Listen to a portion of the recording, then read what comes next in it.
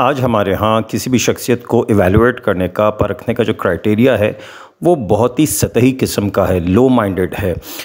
کتنے مریدین اور شاگرد آگے پیچھے رہتے ہیں، کتنی فوج چلتی ہے، پروٹوکول کس قسم کا ہے، کتنی بڑی گاڑی میں بیٹھتے ہیں اترتے ہیں، اور جناب عالی سوشل میڈیا پہ کتنی بڑی بڑی فالوئنگز ہیں، اور ان کے ارشادات کس طرح کے سوشل میڈیا پہ کتنے شیئر ہوتے ہیں۔ بس یہی ہمارے آج کے بودھے قسم کے کرائٹیریاز ہیں۔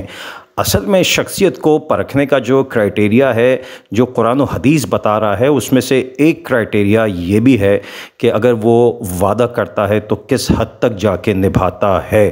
چلیں آئیں قبلہ مسعود ملت پروفیسر ڈاکٹر محمد مسعود احمد علیہ الرحمہ کی شخصیت کو اس حوالے سے دیکھتے ہیں۔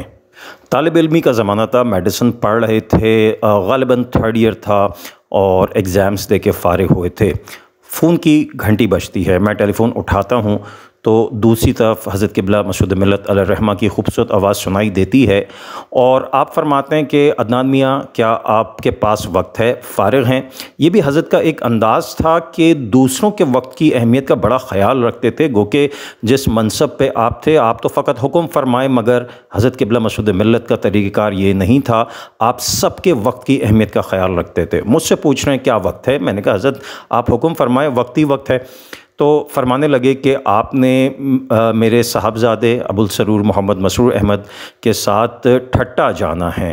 اب جب میں نے یہ سنا تو میں حیران رہ گیا اچانک سے، اور اندر سے خوش بھی ہوا کہ ٹھٹا شہر میں نے کبھی دیکھا نہیں تھا۔ تو میں نے کہا جی حضرت بالکل میں چلا جاتا ہوں، کوئی مسئلہ نہیں ہے۔ پھر حضرت نے ٹیلی فون پہ تفصیل بتائی کہ کیوں جانا ہے اور مقصد کیا ہے۔ تو وہ تفصیل کچھ اس طرح سے تھی۔ واقعہ یہ تھا کہ قبلہ مسعود ملت علیہ الرحمہ کی جس زمانے میں ٹھٹا میں پوسٹنگ تھی ایز اے پرنسپل، تو آپ کو ایک کک دیا گیا تھا جو آپ کی خدمت کرتا تھا۔ ریٹائرمنٹ کے بعد حضرت قبلہ مسعود ملت علیہ الرحمہ کی بڑائی یہ بھی تھی کہ آپ نے تعلقات ختم نہیں کیے تھے، کیا ہی بڑے بڑے پوسٹنگ کے آفیسرز اور کیا ہی معمولی کلرک اور کک وغیرہ سب آپ سے اسی محبت سے ملتے تھے اور تعلق قائم رکھتے تھے۔ یہ کک بھی اکثر کراچی آتا، حضرت سے ملاقات کرتا، حضرت بڑی محبتوں سے نوازتے تھے۔ اس کک نے ریٹائرمنٹ کے بعد ٹھٹا میں بکروں کی لائف فارمنگ کا کام شروع کر دیا تھا۔ ہوا یہ تھا کہ بقرعید کے دن قریب تھے، حضرت قبلہ مسعود ملت علیہ الرحمہ کے ایک صالح صاحب تھے، انہوں نے اس کک سے یہ کہہ دیا تھا کہ میں آپ سے بکرے لوں گا، اور اس نے آپ کے کہنے پر بکرے رکھ لیے تھے۔ لیکن وقت گزرتا رہا، انہوں نے کچھ رسپانس نہیں کیا۔ اچانک اس کک کا حضرت قبلہ مسعود ملت علیہ الرحمہ کے پاس کراچی میں فون آیا اور کہا کہ حضرت آپ کے صالح صاحب نے مجھ سے وعدہ کیا تھا کہ وہ کچھ بکرے مجھ سے لیں گے، اور وہ بکرے میں نے ابھی بھی رکھے ہوئے ہیں، آپ پوچھ لیں کیا وہ لینا چاہتے ہیں یا نہیں لینا چاہتے۔ حضرت قبلہ مسعود ملت علیہ الرحمہ نے جب اپنے صالح صاحب سے پوچھا کہ بھئی آپ نے اس طرح سے اس سے کہا تھا کہ بکرے رکھنے ہیں، تو اب آپ بکرے لیجئے، آپ نے ان سے کہہ دیا تھا۔ تو ان کے صالح صاحب نے کہا کہ حضرت میں تو بھول گیا تھا کہہ کے، میں نے تو بکرے لے لیے۔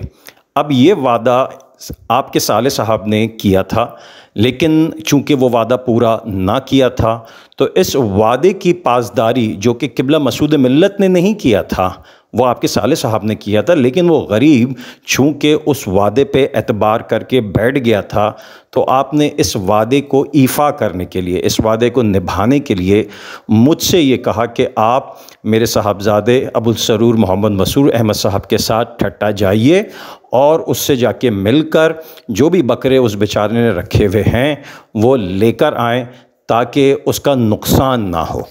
یہ واقعہ جب میرے سامنے آیا تو تھوڑی دیر کو میرے ذہن میں بھی یہ خیال آیا کہ اس میں قبلہ مسعود ملت نے تو کوئی وعدہ نہیں کیا تھا، یہ تو آپ کے صالح صاحب تھے، انہوں نے وعدہ کر لیا تھا اور وہ بھی بھول گئے، لے لیے بکرے۔ یہ کون سی ایسی بڑی بات ہے؟ قبلہ مسعود ملت علیہ الرحمہ چاہتے تو ڈائریکٹلی اس کو یہ کہہ سکتے تھے کہ بھائی یہ وعدہ میں نے تو نہیں کیا، تو میں تو اس کی ذمہ داری نہیں لے سکتا۔ عام طور پہ اگر یہ ہمارے سامنے اس طرح کے واقعات ہوتے ہیں تو ہمارے کاروباری حلقوں میں کیا، ہماری دینداریوں میں کیا، یہ بات عام ہوتی ہے، ہم بڑے آرام سے اپنی کنی کترا کے نکل جاتے ہیں۔